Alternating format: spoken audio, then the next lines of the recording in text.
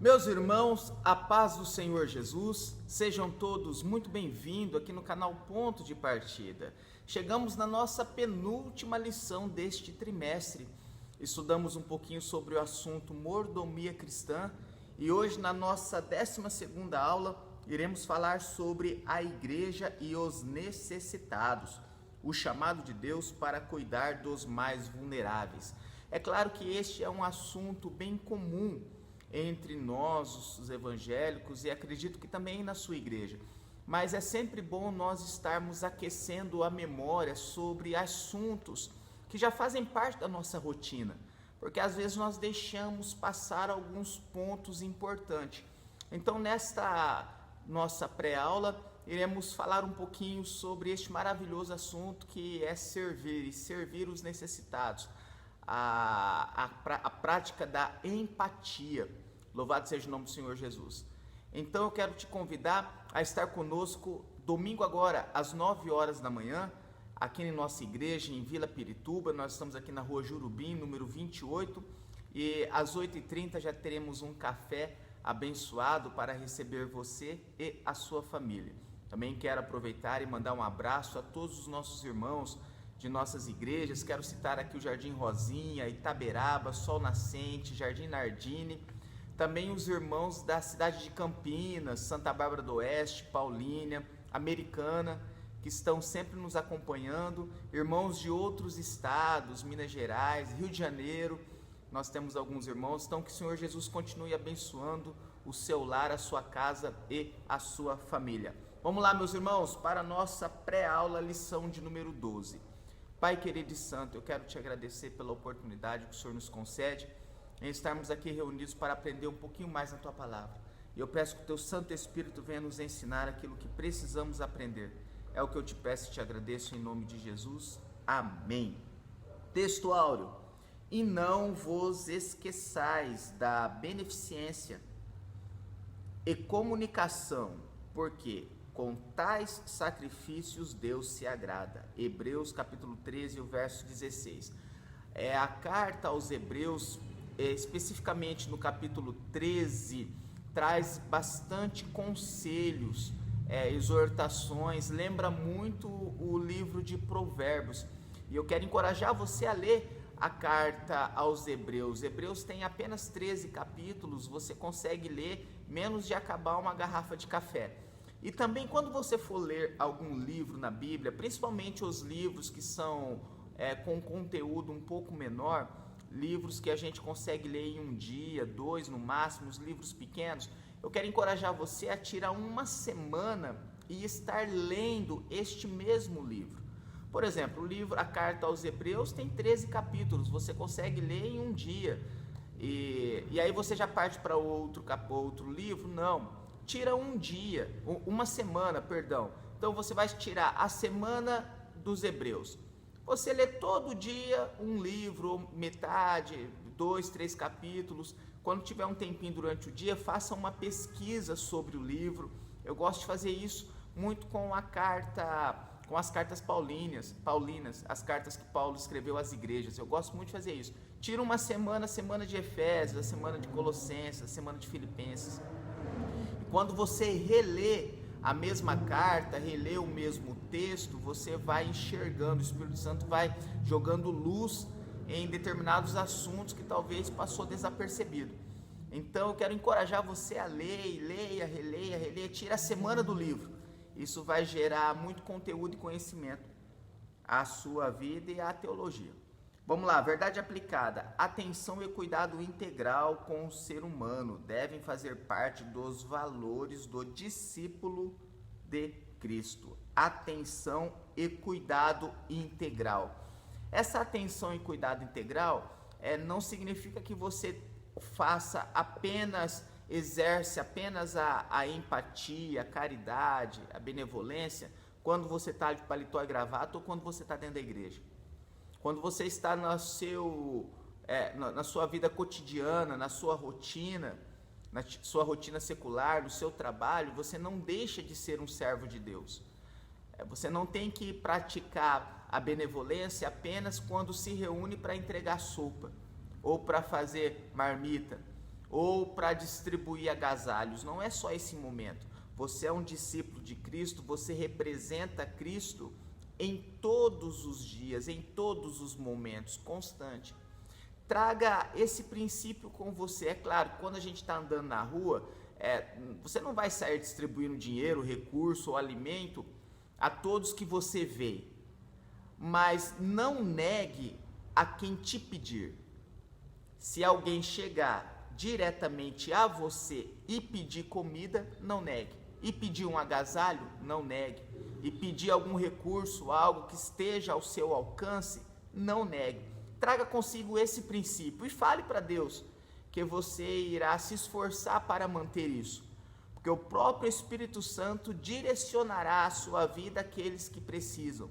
Talvez algum servo dele que está em um momento difícil, e não significa pelo fato dele estar agarrado aos vícios ou na rua, mendigando, naquele momento de aprisionamento do Satanás, que ele deixou de ser servo de Deus.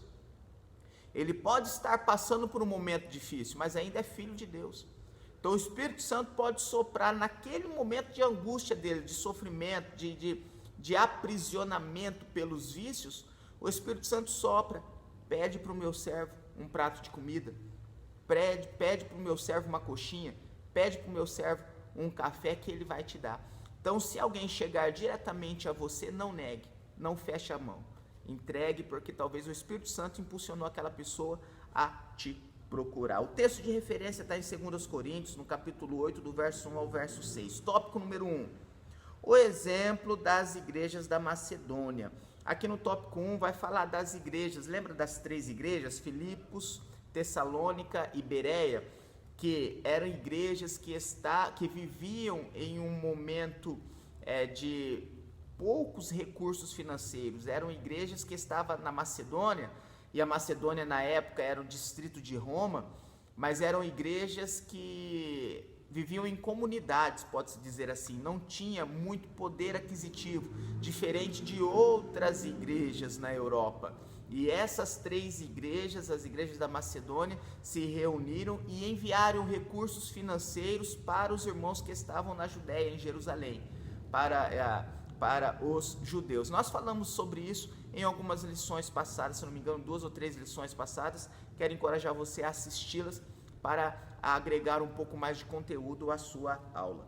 1.1, Deus generoso, igreja generosa. Na segunda carta aos Coríntios, a fim de motivar os irmãos de Corinto a serem generosos, o apóstolo Paulo deu o exemplo dos irmãos da Macedônia. Aqui é onde nós falamos das 6 igrejas, a igreja de Filipe, igreja da Tessalônica e a igreja de Bereia. 1.2, a alegria em meio à tribulação. Possivelmente eles consideraram a necessidade dos irmãos em Jerusalém mais relevante e urgente do que a deles mesmos. Segundo aos Coríntios 8:4. Os irmãos não tinham sobrando, mas consideraram a dificuldade dos irmãos em Jerusalém superiores a que eles estavam passando. Quer mais exemplo de empatia do que essa? Você sentir a dor do próximo sem estar na pele dele. Foram o que os irmãos fizeram das igrejas da Macedônia. Isso é princípio, meu irmão, princípio de bênção, princípio de prosperidade. Você ter a mão generosa, a mão aberta para ofertar aquele que precisa. Ofertando, eu sempre falo e não me canso de dizer isso, é abençoando que você é abençoado, é orando por cura que você é curado, é profetizando bênçãos que a bênção chega na sua vida, é orando pelos lares dos irmãos que o seu lar e a sua casa é abençoada. 1.3, ajudando e sendo ajudado.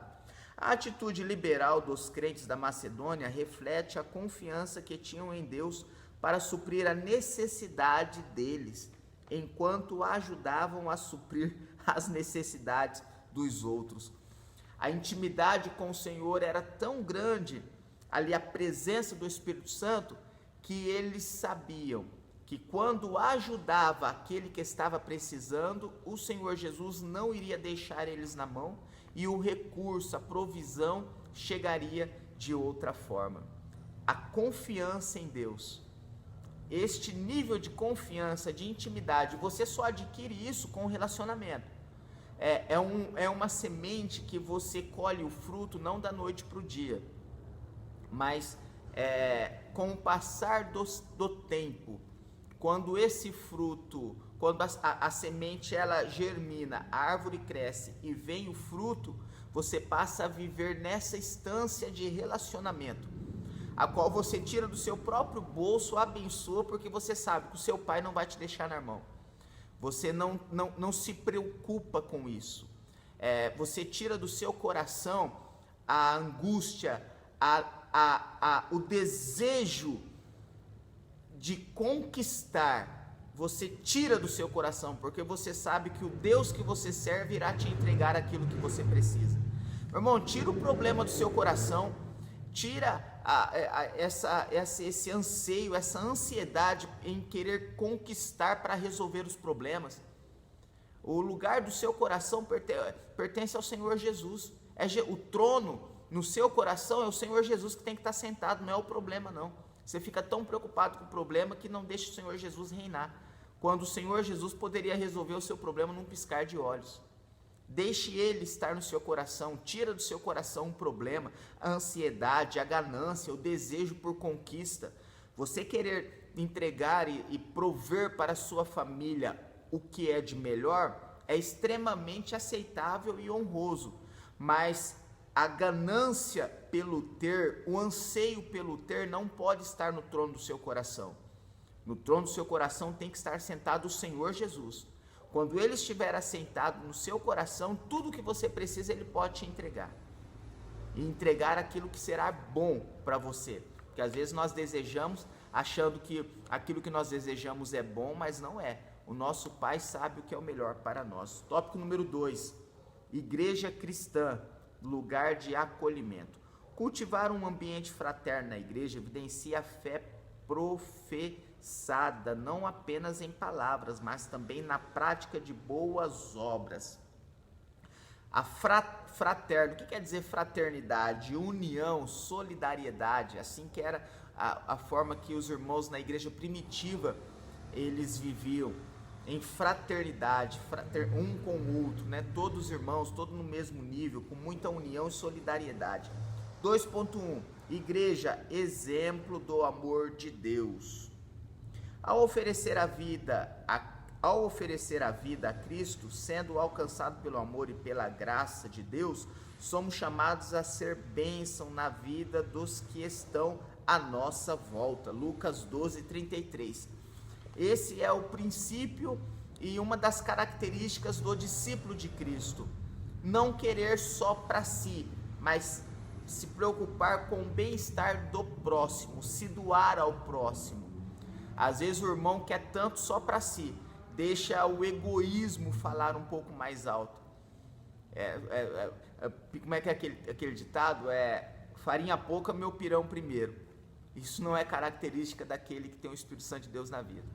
Quem tem o Espírito Santo sempre se preocupa primeiro em ofertar, porque ele sabe que o Pai cuida das suas necessidades. 2.2, igreja, lugar de fraternidade. Aqui é o que eu falei, o tópico 2 vai falar o mesmo assunto em todos os tópicos. A igreja, lugar de fraternidade. O pecado distorceu o caráter do ser humano, que se tornou egoísta, voltado apenas para o próprio eu, que eu acabei de dizer. Isso é o que o pecado gera. Um dos frutos do pecado é o egoísmo, fazer você olhar apenas para si. Quanto mais cheio do Espírito Santo você estiver, quanto mais íntimo você estiver, renunciando os seus desejos, negando a si mesmo, tomando a sua cruz, seguindo a Cristo, fazendo aquilo que agrada ao Espírito Santo, quanto mais você se encher, menos egoísta você vai estar. Aquele que pensa muito em si próprio, que quer mais primeiro os seus desejos, venha a nós e o vosso reino nada, quer primeiro a si, para si, aquele ditado que eu acabei de citar, farinha pouca, meu pirão primeiro. Quando a pessoa está neste nível de consciência, o Espírito Santo não está muito alinhado não. Agora, aquele que se preocupa mais em entregar, e meu irmão, não adianta eu ficar só falando isso para os irmãos apenas na teoria, é algo que os irmãos precisam evidenciar na prática. Os irmãos precisam viver isso, entender o que é isso. É falar, a gente fala, mas é a experiência que o irmão tem que viver. Tem que pedir para o Espírito Santo, me ensina a ser desse jeito, para que eu possa ter a experiência de ser provido por Ti, para que eu possa aprender a descansar em Ti, sabendo que o Senhor irá prover a minha necessidade. É a experiência que você tem que viver. Se você tiver o anseio e o desejo em viver este nível de intimidade, fale com o seu Deus, converse com o Senhor Jesus, se entregue, peça para Ele ocupar o trono do seu coração, sentar no trono do seu coração, e você irá experimentar essas experiências que eu estou falando com os irmãos aqui. Tópico 2.3, a estratégia do maligno. Por isso o apóstolo Paulo nos exorta a não sermos avarentos, praticar o bem, ser ricos em boas obras, 1 Timóteo 6,18. O avarento coloca o reino de Deus em segundo plano, porque tem como meta principal adquirir riquezas, Lucas 12,15. Esse é o conceito, o princípio do avarento, adquirir riqueza, e deixa o reino em segundo lugar. E a pessoa, ela é tão mesquinha, tão avarenta, que ela fala assim: eu estou buscando recursos para poder fazer a obra. Eu não estou sendo avarento, eu não estou colocando em primeiro lugar os recursos financeiros, mas eu estou buscando, querendo granjear muitos recursos para poder fazer a obra de Deus. É conversa fiada, é avarento sim, é mamon que está aí dentro do seu coração, só vem dinheiro em primeiro plano. Não precisa você querer buscar, o dono da obra te envia, o dono da obra envia o recurso necessário. Qual que é o seu propósito? Você já apresentou o propósito para Deus? Você já apresentou o plano? Apresenta o plano, apresenta o propósito, que Ele enviará recurso. O recurso Jesus envia sempre para um fim. Não espere o recurso primeiro chegar para depois você ter um fim e um propósito para ele. Fala para Jesus: Jesus, meu propósito é esse, eu quero realizar isso, e apresenta a conta, e Ele vai te enviar o recurso, porque Ele é o dono da obra, Ele é o dono de tudo. Jesus é o dono de tudo, em todos os setores, em todos os lugares, aqui na terra, em todos os setores, existe um servo do Senhor Jesus. O reino de Deus está espalhado aqui no mundo. Ele pode usar o servo dele, que está conectado com ele, que tem muitos recursos, porque ele aprendeu que o melhor é servir ao dono da obra, não servir ao recurso que proporciona fazer a obra. Essa pessoa entendeu, por isso que Deus entrega muito. Existem pessoas que não podem ter recurso, que não podem ter dinheiro. Jesus não vai entregar, porque se entregar ele desvia. Se entregar, o mamon se entra no coração dele, no trono do coração dele. Se entregar, ele se perde. É por isso que Deus não dá, e não irá dar, porque Ele prefere ter você passando necessidade aos pés dele, do que ver você cheio de dinheiro, sem necessidade nenhuma e fazendo o que não deve, longe dos caminhos do Senhor. É claro, é muito claro, é muito óbvio. Enquanto você não souber administrar os recursos e não entender que o dono da obra é suficiente para enviar aquilo que você precisa para a realização do propósito, ele não vai enviar. Você vai ficar aí, correndo atrás, se desgastando, deixando de trabalhar para Jesus, deixando de fazer a obra do Senhor, porque está preocupado com o recurso. E não tem como, a gente fala, mas a pessoa, você tem que experimentar essa experiência com o Senhor Jesus para entender o significado disso tudo. Não seja mesquinho o suficiente para falar para Jesus que você está buscando recurso porque quer fazer a obra. Não. Apresenta o propósito, que o dono da obra te enviará o recurso necessário para você realizar. Tópico número 3, cooperando com a igreja. Neste último tópico, veremos que cada membro do corpo de Cristo é responsável pela edificação, pelo crescimento da igreja local. Então aqui eu vou falar sobre esses 3 tópicos, porque o tópico todo fala sobre o mesmo assunto. Então eu vou apenas pincelar aqui os 3 tópicos. 3.1, cooperando com a manutenção. É muito prazeroso chegar na igreja e observar o zelo com a casa do Senhor. Romanos 12:11. O cuidado com o templo reflete o bom uso das contribuições que chegam aos pastores. Meus irmãos, você quer saber se o seu pastor, e essa é uma palavra dura, mas eu vou falar. Você quer saber se o seu pastor tem o coração na sua igreja? E igreja agora, quando eu digo, é o templo. Vou reformular a frase aqui. Você quer saber se o seu pastor tem o coração no templo? É só você olhar como está a estrutura do templo. A igreja é o reflexo do pastor. Se o pastor for desmanzelado, o templo será desmanzelado. Em qualquer lugar que você chegar, você põe o pé dentro da igreja e você sabe se o pastor tem o coração naquela igreja ou não.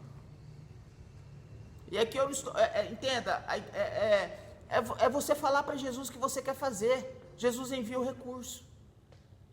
Você, pastor, fala para o Senhor Jesus o que você quer fazer. Não se preocupe muito com o recurso, não crie estratégias para gerar o recurso, mas fale para Ele qual é o propósito, que Ele enviará. Mas primeiro apresente o propósito, que o Senhor Jesus enviará o recurso necessário. 3.2, cooperando com o serviço ministerial. Algumas pessoas acham que os pastores são pessoas tão iluminadas que não passam por dificuldades, mas a realidade não é assim. Os ministros de Deus são tão humanos quanto qualquer outro servo de Deus. Esse texto aqui já falou tudo. Pastor é gente como a gente, pastor é normal, passa por luta, passa por adversidade, passa por provação, passa por angústias na alma, acontece tudo isso com o pastor. Peca do mesmo jeito. A única coisa que difere, ele tem um chamado. E qual que é a diferença? É que ele aguenta, leva umas pancadinhas a mais. Louvado seja o nome do Senhor Jesus. Vamos seguir aqui, que eu não gosto de ficar falando dos colegas de trabalho, não. Porque a gente é colega, é tudo no mesmo nível, então cada um tem a sua cruz, cada um leva a sua cruz. Negue-se a si mesmo, toma a sua cruz e siga. Então tem gente que gosta de bater em pastor, não porque é um escolhido, é chamado por Deus. Cada um tem uma forma de administrar, cada um tem um nível de intimidade, cada um tem um pecado diferente, cada um Deus cobra algo diferente. Ajude o seu pastor, ore por ele. Melhor forma de você ajudar o seu pastor, orando por ele. Aonde você estiver na sua cidade, qual igreja que você pertencer, ore pela vida do seu pastor, ore pela família do seu pastor, pelos filhos do seu pastor. Melhor forma de você ajudá-lo é orando por ele. Que o Senhor Jesus guarda, que o Senhor Jesus protege, o Senhor Jesus cuida dos seus ministros. Louvado seja o nome do Senhor Jesus. Lá em Hebreus capítulo 13 fala sobre os pastores, ministros, labaredas de fogo, ministros de fogo. Leia lá capítulo 13 de Hebreus. Louvado seja o nome do Senhor. Para encerrar, 3.3, cooperando com os necessitados. Em geral, as igrejas socorrem os necessitados, sejam eles crentes ou descrentes. Nós somos chamados para abençoar, tanto quem é crente quanto é descrente. Não usa muito a palavra ímpio, não, porque a palavra ímpio, ela é dedicada àquele que já se personifica da maldade. O ímpio é aquele que virou as costas para Jesus e aceitou o mal para si. Ele é a própria personificação do mal.